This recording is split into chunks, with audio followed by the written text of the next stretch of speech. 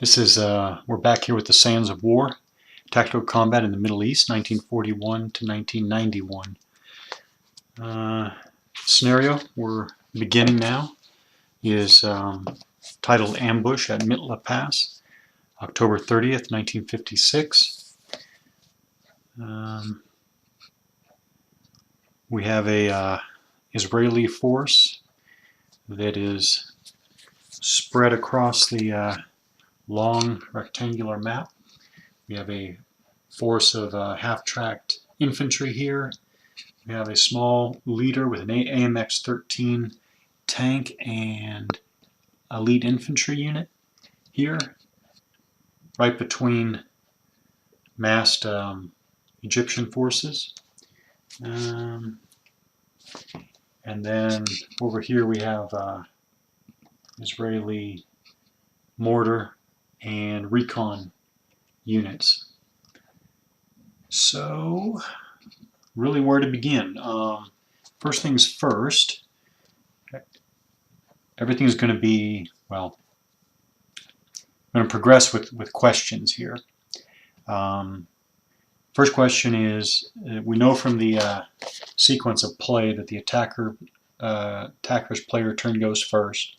We know we're going to start with the command phase, but before that, the first thing the Israeli side wants to ask is, what can we do with the 120 millimeter mortar here? What can we do with this mortar? You can see the attack factor is given as 1F, and the range is 23, and it's highlighted in red. So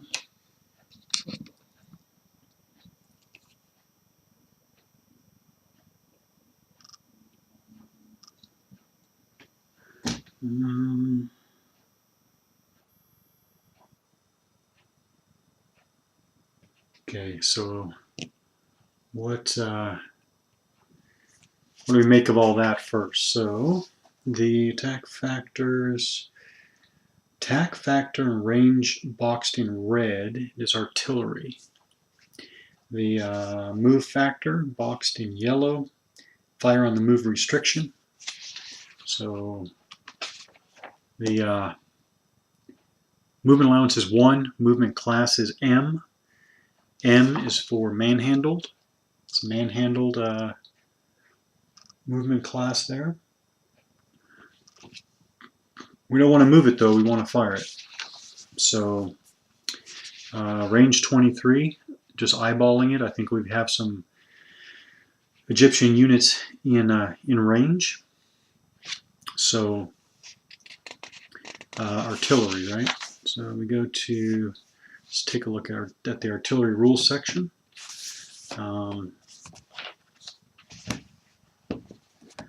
Unlike missiles and guns, which make direct fire attacks, artillery typically makes indirect fire attacks. Artillery fire is delivered by howitzers, mortars, and rocket launchers. So we're dealing with mortars here. On-map artillery units are always represented by counters. That's our case here. We have our mortar. Yes. Fire missions.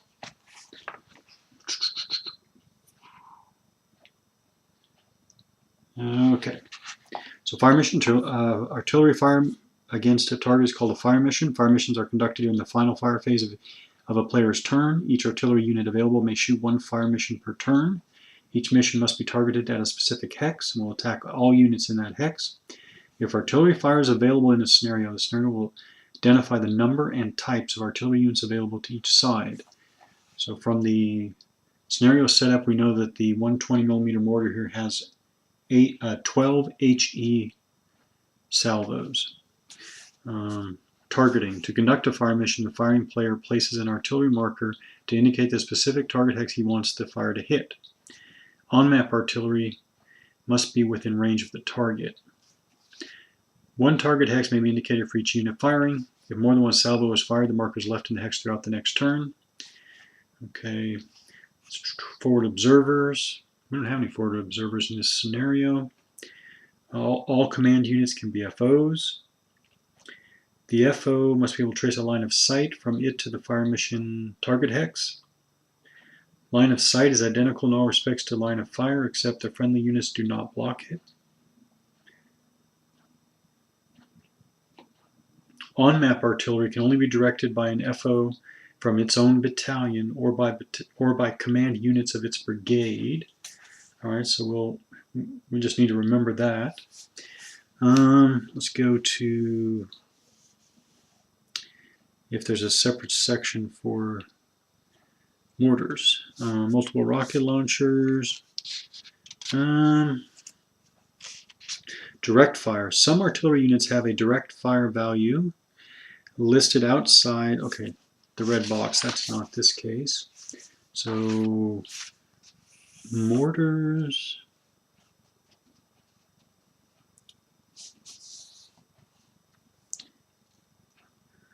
So I don't see that mortars are self-observed fire. An artillery unit can act as its own forward observer if line of sight can be traced between it and its target. Okay. So the first thing is, looks like mortars are not separate. They're not handled separately. And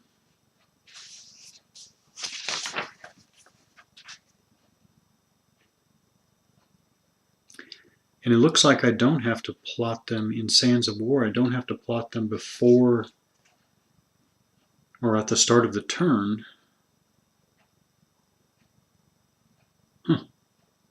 Okay. I had forgotten that changed.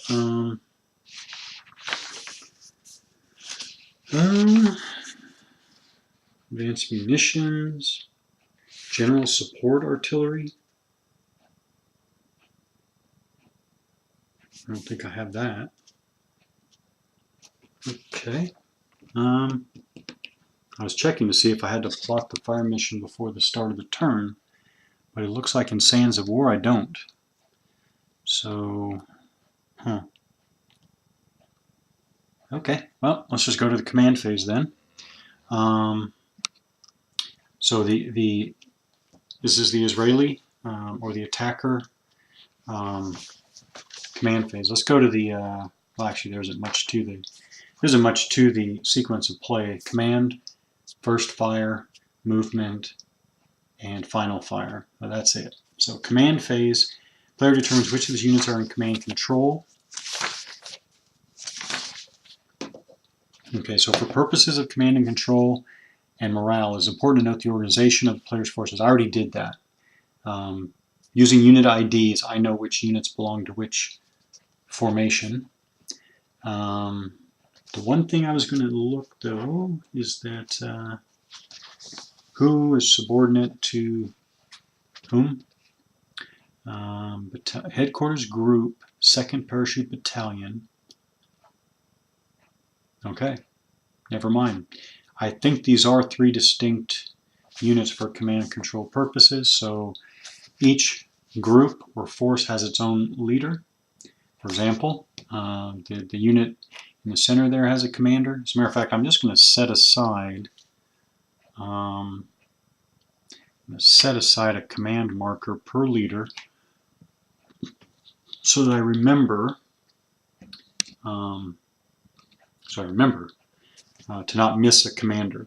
So groups of units listed together, give them round number, are battalion for game purposes. So we have 3. Okay, so command control. In order to be able to maneuver effectively on the battlefield, units must receive orders. These are the bright red markers here.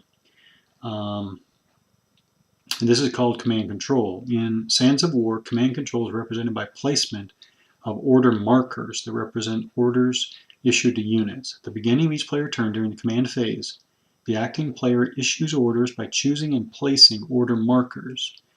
Each command, that is Special Function Code C unit, may issue 1 order per turn. there are two types. There's a lead order with a 2, and there's a transmit order with a 1. A leadership order. Okay, so each command unit can issue one type of order, not both. A leadership order marker is placed under the command unit issuing the order. It places in command control all units subordinate to the command unit within 2 hexes of the command unit. So what I will do is I will real quickly place these like I would do playing face to face. Place them.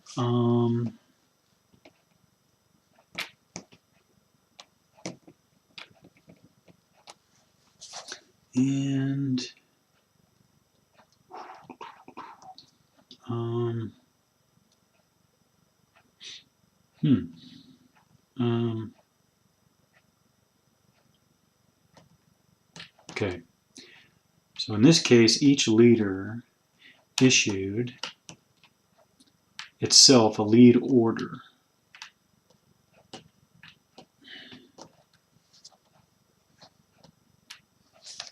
Okay, so I placed all the orders for each commander.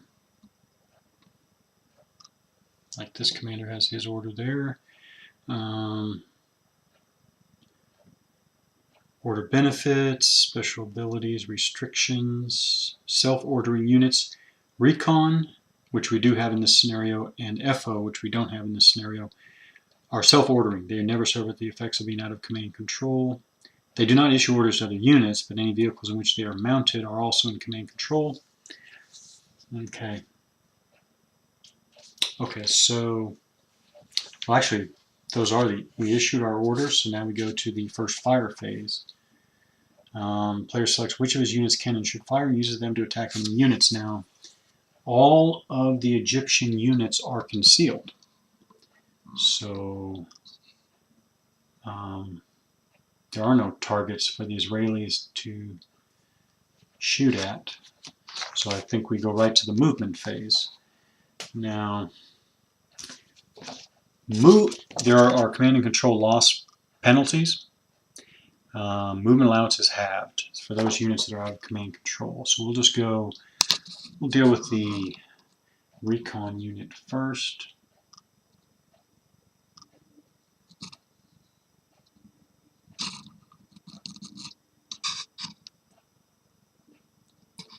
Alright, so I guess we can reveal the lead order. So all units within 2 hexes of the commander here are in command control, right? So these guys aren't going to do anything. They don't need to do anything differently. No, they don't.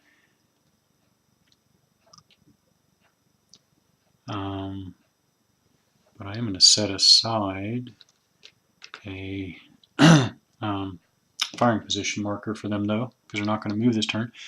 These guys are going to move, so they want to move to this town, and if possible, dismount.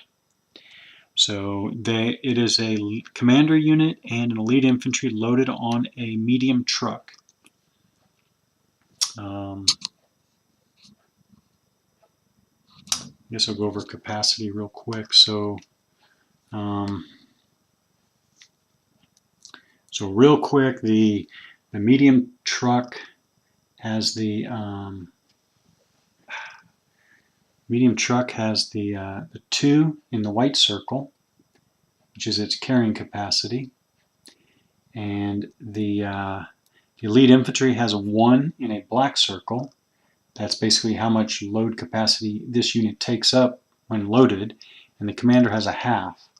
So the way you look at that is elite infantry with commander is a total of 1.5 load points, which is equal to or less than the load capacity of the medium truck, which is 2. So that's how we do that. So they are both loaded onto the medium truck. So again, we want them to try to move to that town and unload if possible. So first we'll move there. The truck there has a movement allowance of 8, and it is a movement class of R for restricted wheel. So then we go to the movement, the train effects chart, and basically road for restricted wheel is 1/4 of a movement point, right there, 1/4. So this is to move over to the town, it's 3/4 of a movement point. No issue there. Now the question is, can they unload? They've only used, less than 1 movement point. So loading and unloading. Meaning dismounting from vehicles. In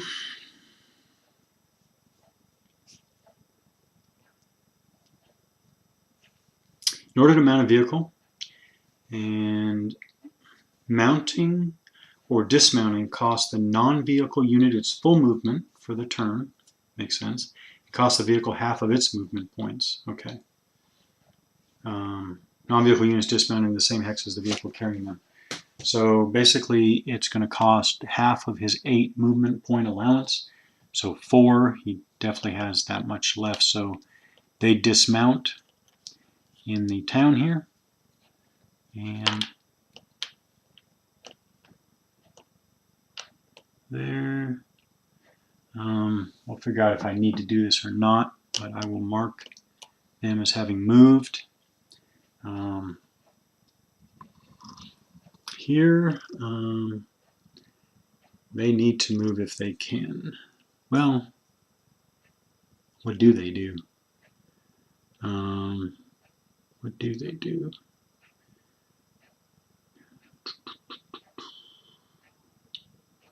I don't know, actually. Well,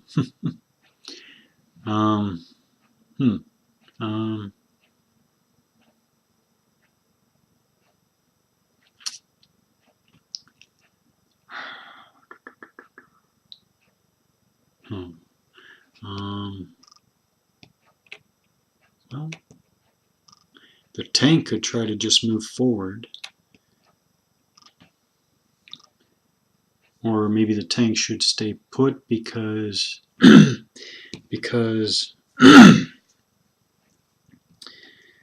okay, so I would like to move the tank forward, but to move forward he's going to expose his flank armor.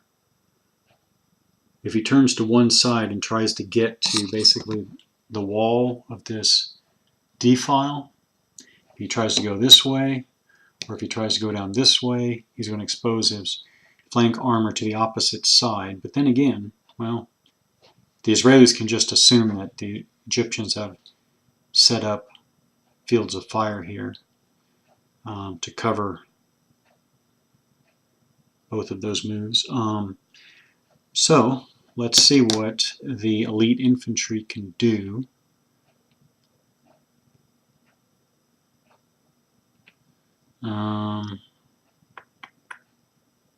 Wow, that's really... That's...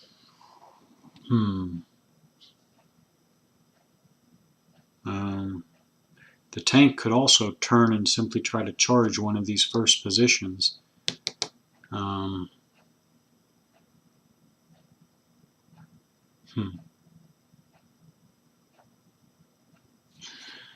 right, facing. 9, page 9. An AFE is typically more heavily armored towards its front. To determine facing when hit during movement, AFE counters must be turned toward a hex before they can enter it. Once movement is completed, the counter can assume any facing in the new hex. Yeah. So for the tank to move here, or for that matter here, you would have to turn towards that hex. Let's just see if Let's see if the tank can hightail it to, or would it be safer to go to the south side? Let's say it's going to be safer to go to the south side. That tank, the AMX-13, is going to turn,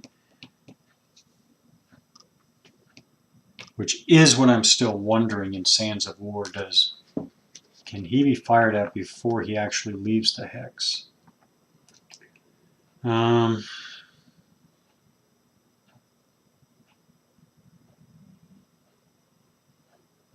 Reaction fire. Reaction fire. At any time during the movement phase, a unit in a firing position can use reaction fire against an enemy unit in which a line of fire can be traced and is within range. The attack takes place immediately before the target unit moves into another hex. If the attack is successful, the target unit will either be damaged or destroyed.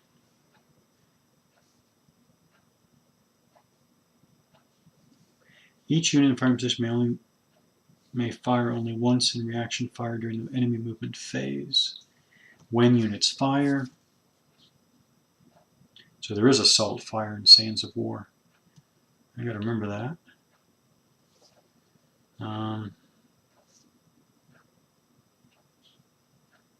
You need to remember that.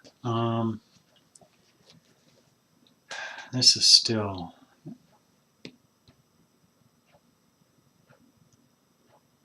I'm not sure what the intent of the design is, but I think it will make a difference at some point down the road. I guess I'll just wait till it makes a difference. So the AMX-13 is going to move here. Now, in Sands of War, he moved. Let's talk about elevation now, because he just went up an elevation. So I'll put him back. Let's talk about elevation real quick. Sands of War has what I consider to be a very interesting little way to handle elevation. Let's start with the general rules first. The general rules are that the scenario will give whether the, what's it called? The elevation, the slopes. It will give the slopes are gentle or steep. Gentle or steep. So these give totally different, basically, makes these maps very different. So this map would be very, very different if it's gentle slopes or steep slopes. Now in this scenario there are steep slopes. What steep slopes means is basically every single change of elevation is a new elevation level. So elevation level 1 is used for major waterways and open water. We won't deal with that anymore because that's not in this scenario. Then we go with pale tan is level 2 under the steep column. So, and then you go partial light brown 3, full light brown 4, partial medium brown 5, full medium brown 6, etc. What that means on the map is that the tank, the AMX-13, is in a full pale tan hex, which means he's at elevation level 2. At elevation level 2. To go to this partial light brown, that's light brown there, and this is a partial light brown hex, that's elevation level 3. Full light brown, where's an example of full light brown over here, like right here, is elevation 4. Partial medium brown, that's this right here. This is partial medium brown, is 5. Full light brown, like this right here, is 6. Partial dark brown, this would be partial dark brown here, is 7. Full dark brown is 8. And then you have 9 and 10, which are not on this map, but you have even a darker brown. So you have partial very dark brown and full very dark brown, and those are elevations 9 and 10. So on this map alone, we have elevation represented from 2 all the way up to full dark brown, or 8, right? So it's 2, 3, 4, 5, 6, right, 7, Oh yeah, 7 and then 8. So yeah, so that's all very interesting. And then, again, these depressions in this scenario are impassable gorges. So there we have a real quick rundown on elevation, and the bottom line is the AMX 13. It has a movement allowance of 12. Movement classes is tracked, obviously. He's going to move 1 hex, and he also goes up 1 level. So you're going to add 1 for every level of elevation you go up. So he pays 1 for the clear terrain plus 1 for going up 1 elevation hex. So he spent 2 movement hexes. He moves adjacent to this unit, so this unit loses its concealment. Okay, so lost concealment, and then that is a light infantry in a trench in firing position. So he can actually fire reaction fire, and why wouldn't he? Let's first see where we have our anti-tank capability. That's a medium machine gun. And then I think over here we have our commander, light infantry engineer, so it must be here. 6-pounder, there it is. 6-pounder range 3, 1, 2, 3. So it's already extreme range.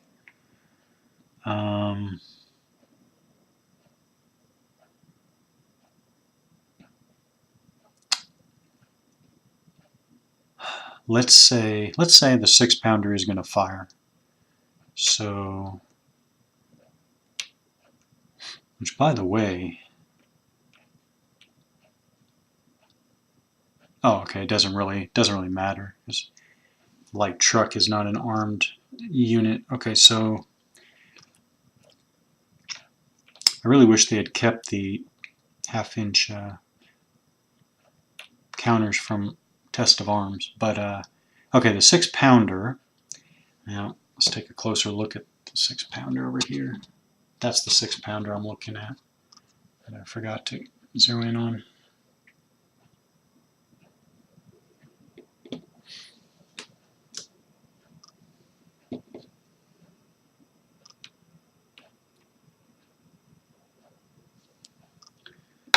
So, 6-pounder anti-tank gun.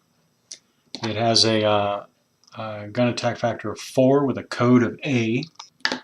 A is, I should copy these codes separately. Is anti-tank gun, have versus non-vehicle units, doesn't count here because he's firing at the AMX 13, right? So he has a gun attack factor of 4, range of 3, defense of 3. It has a load cost of 1. It has a movement allowance of 1. It is manhandle movement class, and it has restricted fire and move capability. So what's important here is that the range 3 and the gun attack factor of 4. He's firing at 4 hexes away. This is a mess with these counters, but oh well. So here's the 6-pounder, 1, 2, 3, 4 hexes away. Now at this point, the 6-pounder is firing through the hex with the rec. Let's figure out what that does right now. What do recs do to line of sight and line of fire? Now they are at a higher elevation though. But let's look at what recs do anyways. They block movement along roads or bridges. Line of fire.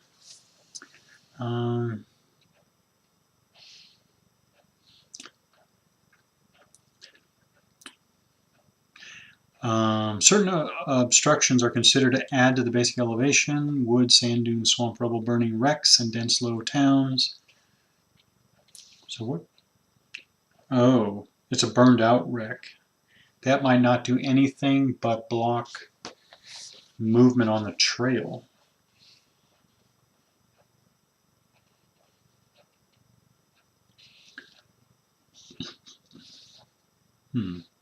Wrecks in line of fire as a separate section. When a vehicle is destroyed by combat, it becomes a burning wreck and counts as an obstruction when determining a line of fire. But burning wrecks eventually burn out and cease to act as obstructions. Okay. That implies that the burned out wreck does not block line of fire. And let's see what the table says. So do we have even? No, we don't even have wrecks.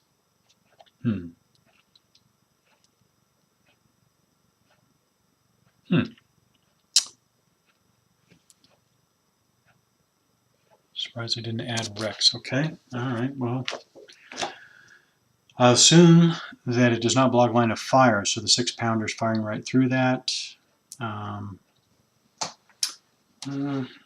Just one more time. One more time. Line of fire.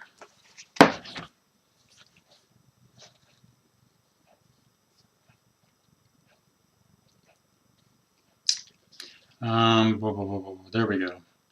No, that's still not. Oh, so we just talk about, in this game, it's just elevation.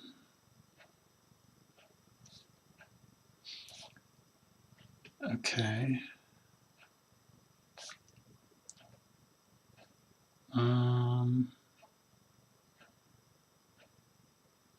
Okay.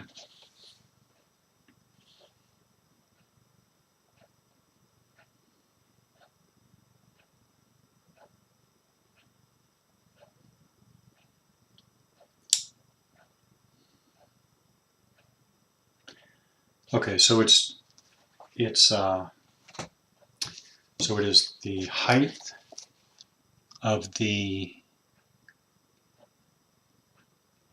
obstruction, and then we go, I guess we go line of sight, and we look for blocks. So clear, road, airfield, and trail have no effect on line of sight, but dense, low towns block line of sight. I think that's what, but you can always see over, you can always potentially see over obstructions based on their height.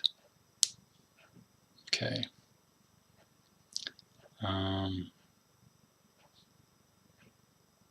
Yeah, I think that's it. Okay, but in any case, we're looking here, and just to clarify, the 6-pounder is up here on a partial medium brown. I think that's partial medium brown. Yep, partial medium brown. So they're at elevation 5. They're looking over a partial,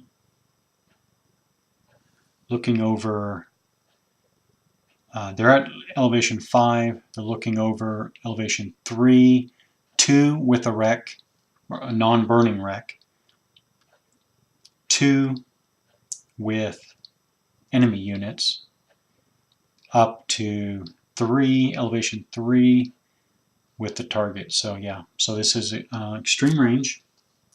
1/2 the attack factor. So we know that the 6-pounder is firing with half of its gun attack factors, so 2 against obviously the flank armor of the AMX-13. So the flank armor of the AMX-13. Attacks against an AFE's flank are computed against its flank defense factor. Flank defense factor is determined by dividing the printed defense factor by 3, rounding fractions up. For example, an AFE with a printed defense factor of 4 would have a flank defense factor of 2.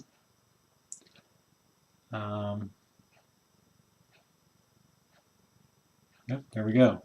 So divided by 3, rounded up. Divided by 3, rounded up. So 2, the AMX-13 has a defense factor of 2. Divided by 3, rounded up, is 1, right? Yeah, it's 1. And then, just to make sure, the AMX-13 has a full red box around its armor or defense. It means it's an armored vehicle. There's a triangle or a half square box behind the armor, which is for half, what do they call it, half?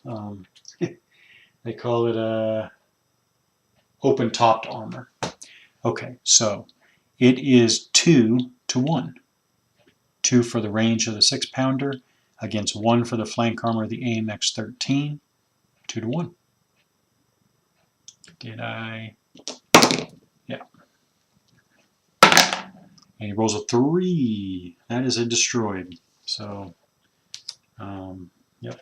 So because, all right, let's look at this. So that was on 2 to 1.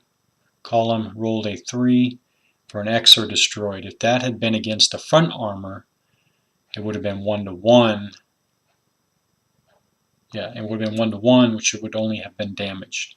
But it was destroyed. So the AMX-13 goes up in flames. We take it off. And we put a burning wreck like that. We have a burning wreck and put it in the hex there. Wow. The 6-pounder loses his concealment.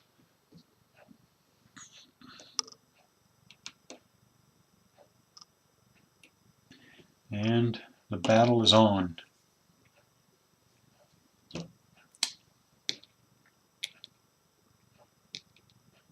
These guys are still lost their concealment because they're within line of sight of these other Israeli units here, where they were at that time. All right, so now the burning wreck. Now the burning wreck blocks line of fire. How much does it block though?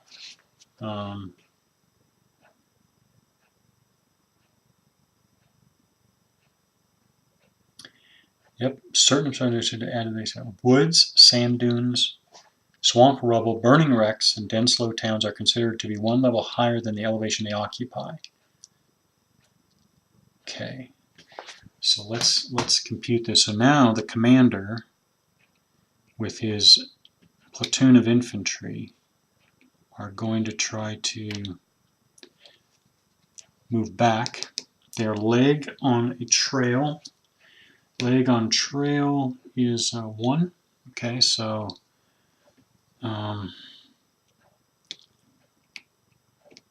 they go back 1. So now, who can see them? Obviously these guys can see them, but these guys, let's take these guys for example. They're up on level that's solid. Is it solid light brown? Full light brown. They're on 4. This would be considered partial light brown 3 plus 1. Yeah, let's figure this out because these are the little details that really make a game like this. I'm going to move everybody aside here so we can see, right? So the Egyptian infantry are on a full light brown hex. It's level 4. The ground is level 3 and 2.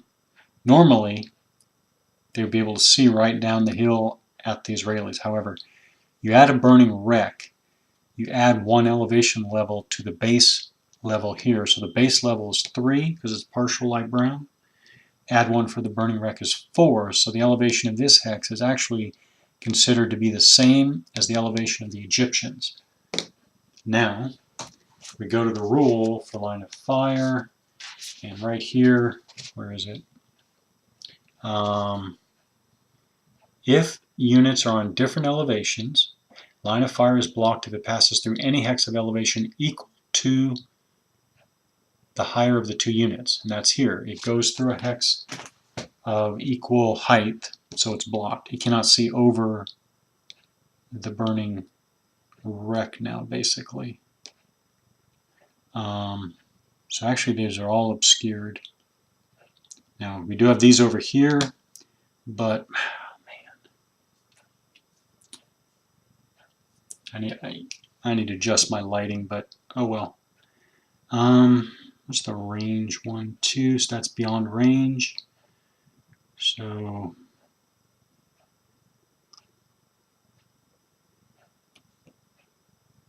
yeah, the medium machine gun is over here. So actually I think that Israelis are fine. And maybe they stop right there. They actually will stop right there. I'll go ahead and mark them again. Now we go to this force is going to get into the fight.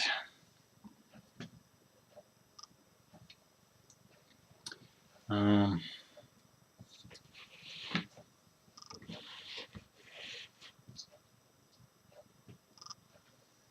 right.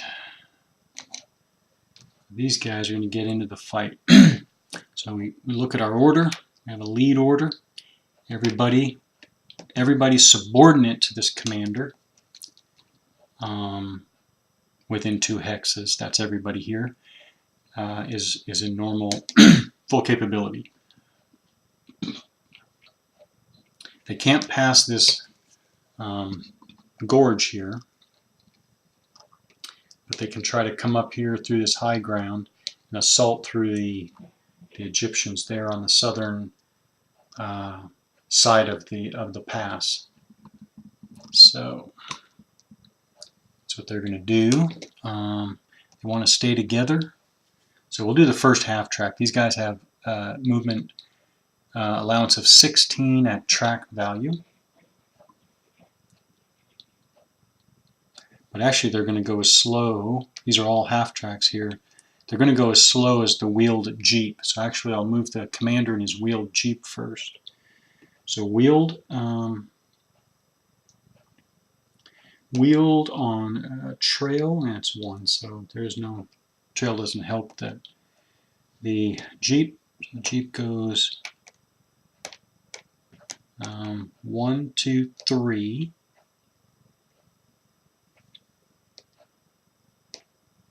4, 5, 6, 7,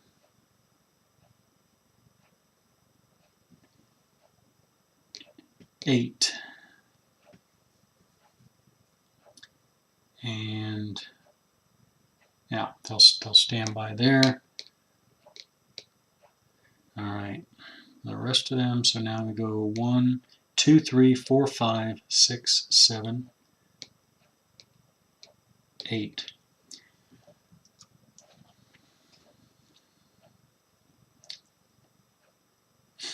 Is that tracked? Yeah.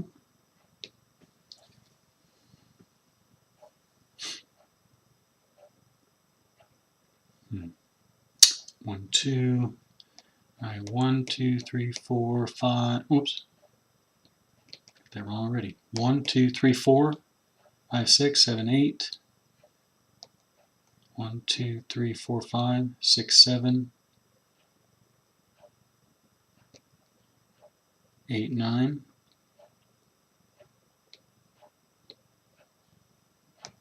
1, 2, 3, 4, 5, 6, 7, 8.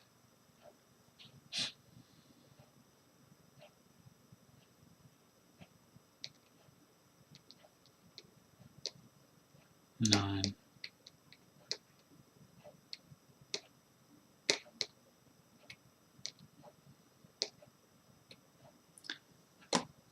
All right. They all moved up the hill there, on the ridge there. But they're going to go past the gorge and try to assault the Egyptians from this high ground here. So that is all of the Israeli movement.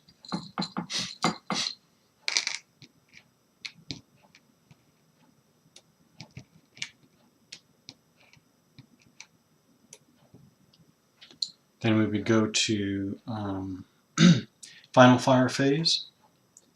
Units that have not moved or fired can fire now.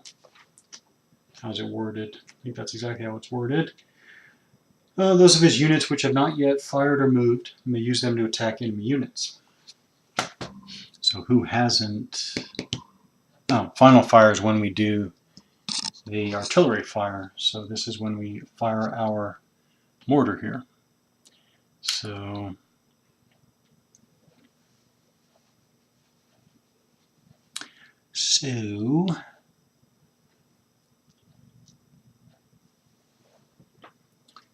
The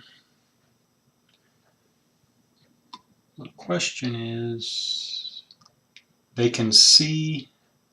All right, I have to figure this out here or talk about this. So the question is, can the mortar spot for itself to drop rounds on any of these?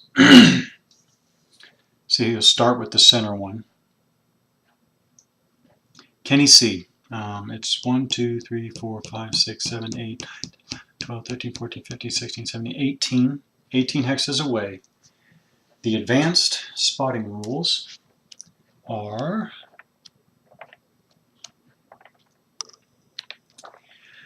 extended line of sight.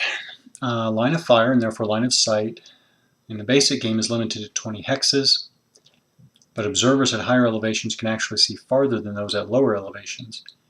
To represent this, maximum line of fire may be calculated as 10 hexes plus an additional 10 hexes per level of elevation of the spotting unit.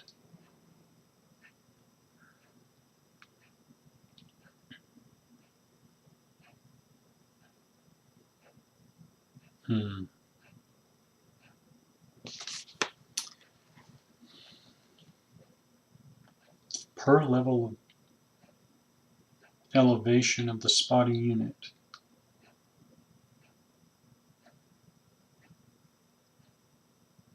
That's not clear, because do they mean in an absolute sense, or do they mean relative to the hex they're trying to see?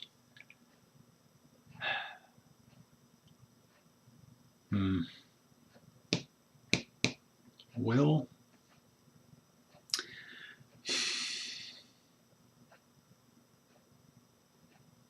all right, for visibility and spotting, I'm going to revert to the basic rules and go with a base 20. So 18 hexes away, he can spot for himself. They're still concealed, but the mortars drop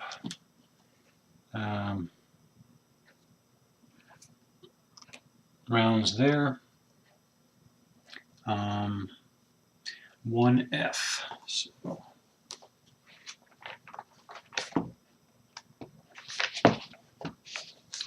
1F.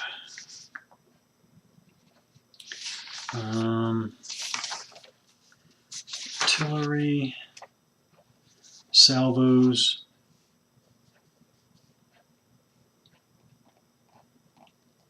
Okay, so one attack. So let's take a look at the mortar here.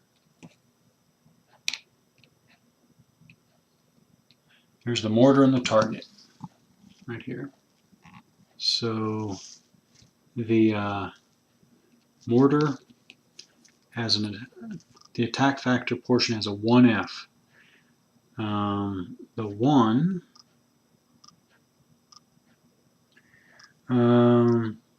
different types of artillery can fire differing numbers of salvos in one fire mission. The number portion, I think that's the 1 here. The number portion of the attack factor on the counter is the number of salvos that can be fired, not attack strength as with other unit types.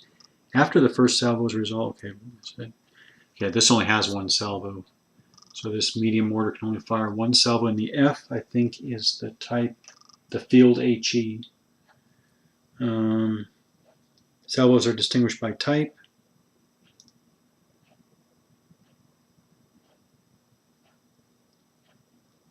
Artillery is divided into 4 different ratings: light, field, medium, and heavy, as indicated by the letter portion of the attack factor. So the F is for field. Okay. So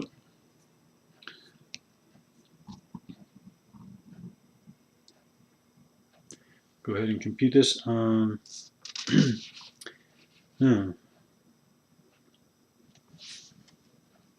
I was looking for the section on artillery attacks against concealed units, but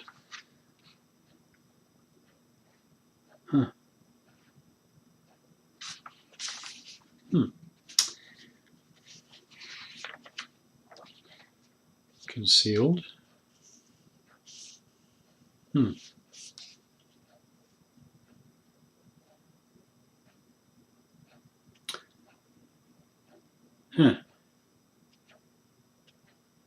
Well, I'm assuming the mortars can still hit there. So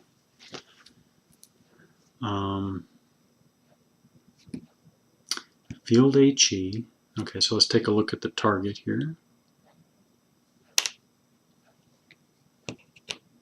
Impact hex, concealed, firing position, air entrenchments, and it's light infantry. So light infantry in entrenchments. His defense is 3. The entrenchments add +3 to defense.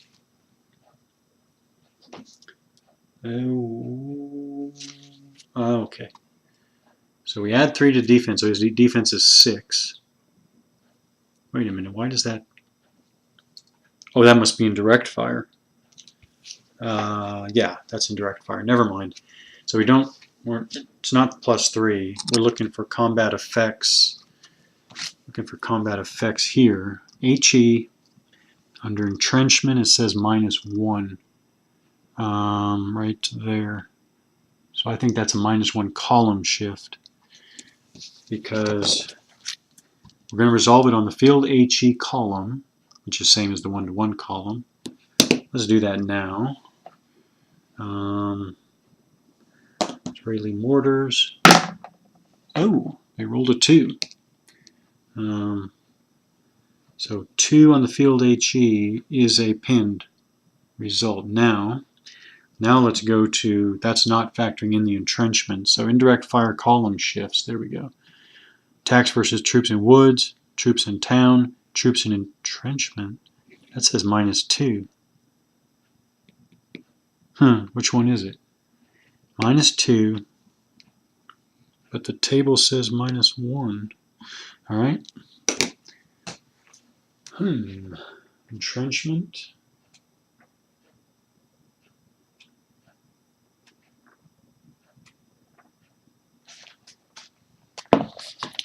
Entrenchment.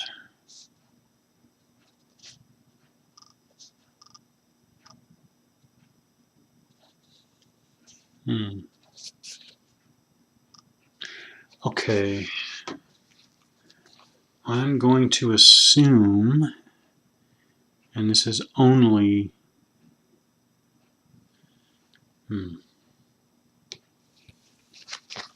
entrenchment -1, combat effects.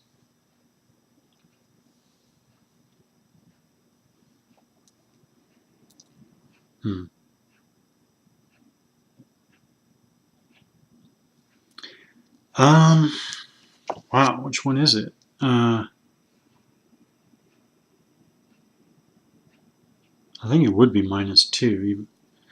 All right, let's see.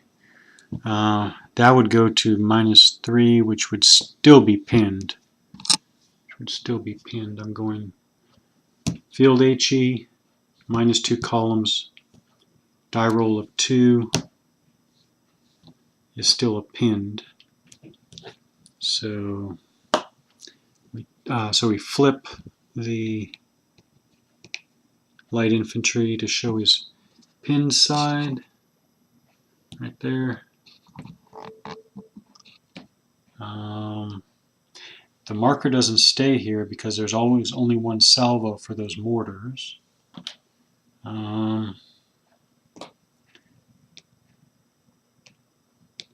Return the pinned infantry and return the mortar to his spot.